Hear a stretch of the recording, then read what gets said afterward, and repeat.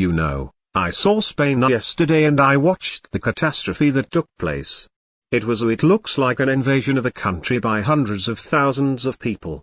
And that same thing's going to happen to us if the Republicans don't get elected, except worse.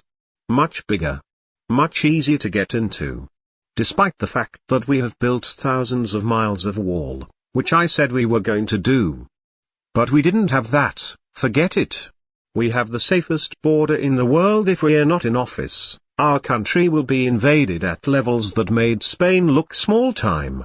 And when I watched it, I said, boy, I said, I'm going to say it because I knew you're going to be at Camp David, and I said, that's going to be a talking point for the midterms, because when you look at what happened to Spain, they don't know what to do.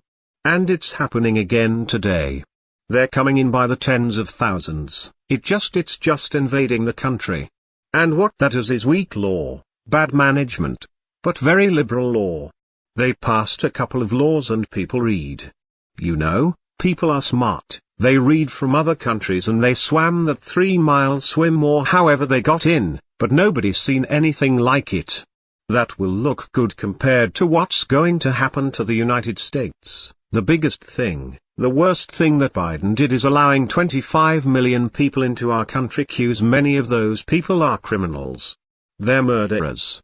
A lot of them are 11,888. A lot of them are gone now. We got them out, but they allowed people to come into this country that you can't allow to come into a country. We're also making an unprecedented investment in the United States Armed Forces, where we are doing great.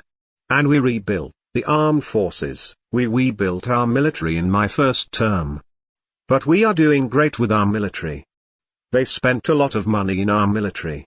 They gave away $300 billion